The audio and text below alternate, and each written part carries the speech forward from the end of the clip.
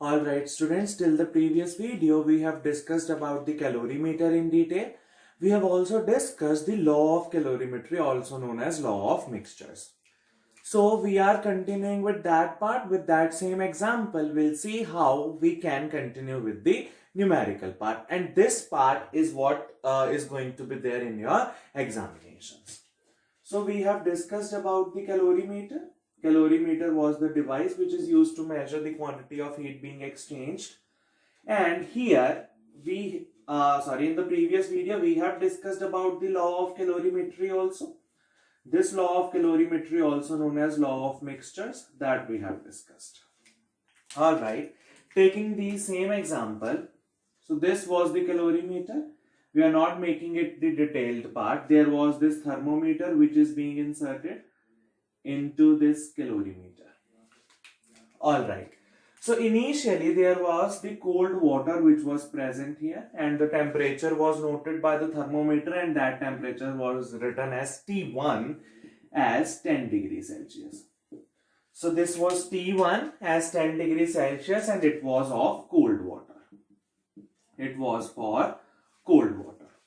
Now we have added a stream of hot water into it. So we have added the stream of hot water into it. So this hot water, the temperature of this hot water we cannot be determined by the thermometer, because the moment the hot water enter into this calorimeter, it will be getting mixed with the cold water, and that temperature will not be purely of the hot water. So when the hot water enters, obviously the volume will be going to increase. Alright. And when the stirrer performs its work, and the cold water and hot water, it gets mixed with one another, and the thermometer will give the final reading. That final reading, or the final temperature after mixing these two water, that is the cold water and hot water, the final temperature is said to be T3. And let us say the thermometer measures that temperature to be 40 degrees Celsius. This was all the assumptions, that the temperature of cold water is 10, final temperature is 40. Now this hot water, the temperature of this hot water, let us say it is T2, which we have to find.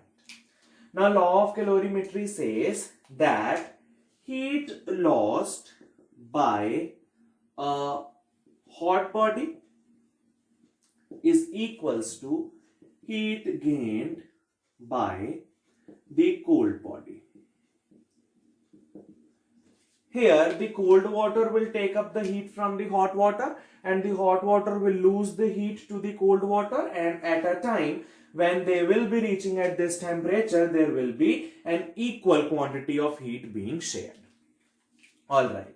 We also know that formula of heat is equals to m into c into delta T, where m is the mass, c is the specific heat of that substance, and delta T is the change in temperature. So we'll apply this thing over this law. So this is mc delta T for what is the hot body? Hot body is hot water, is equals to m into c into delta T for cold water. Which means the heat will be lost by the cold water with this formula. Heat will be gained by the cold water by this formula. So it is mass of hot water, C of hot water, and change in temperature of the hot water, mass of cold water, specific heat of cold water, and delta T of cold water. Now let us say the cold water, the mass of the cold water was, let it be, mass is 100 grams. The mass of cold water is 100 grams, and mass of hot water that we have added is, let it be 200 grams. Alright, 200 gram of hot water, 100 gram of cold water. These are the masses that we have taken. So let us now apply this thing over here. Mass is 100 grams. Mass of cold water is 100 grams. Mass of hot water is 200 grams. Temperature of cold water is 10 degrees Celsius, and temperature of hot water will have to find out, and the final temperature is 40 degrees Celsius. Now let us just sort out the concept of temperature. So there will be no, you would say, confusion when we'll be writing out the delta T. How this final temperature of 40 degrees Celsius is being acquired? The cold water is at 10 degrees Celsius. When the hot water is added, the final temperature of both cold and hot water will become 40 degrees Celsius. Now, how do we come to this temperature 40 degrees Celsius?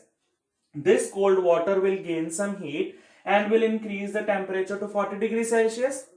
This hot water will lose the heat and will make its temperature less, and finally it will reach to 40 degrees Celsius, which means T1 is less than T3, but T2 is greater than T3. Because T2 is at elevated temperature, it will fall its temperature to reach to this equilibrium temperature 40 degrees Celsius. Alright.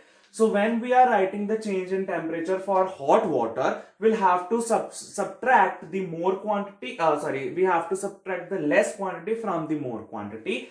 So we are subtracting the lesser temperature from the more temperature. That is, we'll have to minus as T2 minus T3, because T2 is at the elevated temperature and T3 is somewhat below than T2.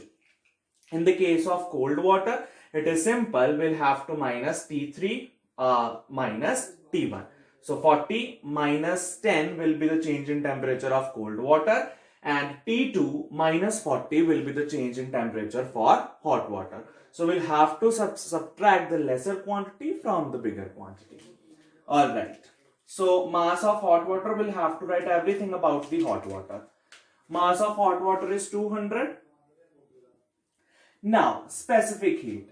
As long as these both things are water, no matter, because the specific heat will not change with the change in the temperature. So C will be the same.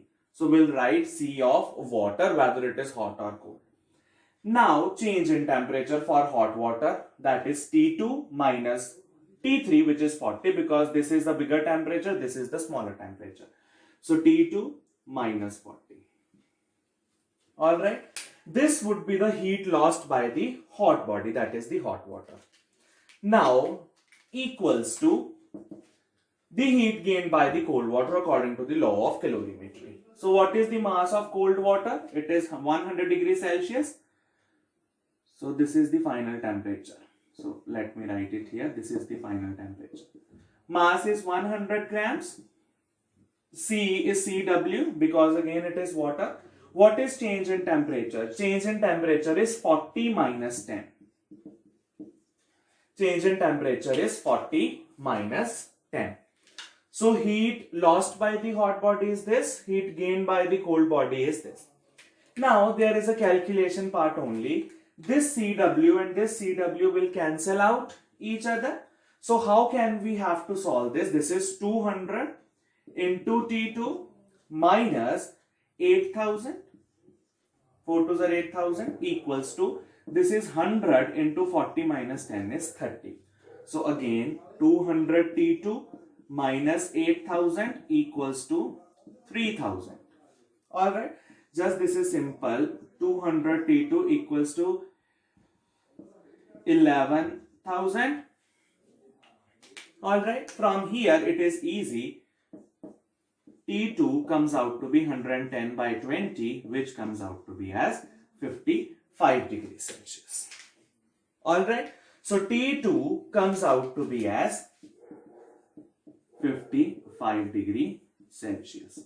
So this was the unknown temperature of this hot water that we need to find out. So this comes out to be as 55 degrees Celsius.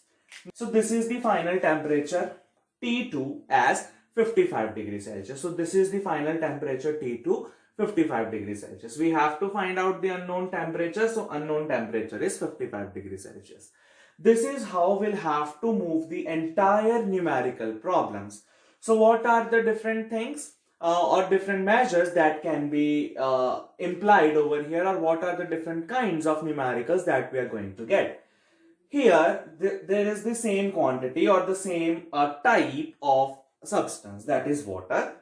There may be a case that it is the cold water, and in this cold water we have dipped a metallic ball which is at the elevated temperature. So that is having, say, if that is a copper ball, then copper ball is having its own specific heat capacity.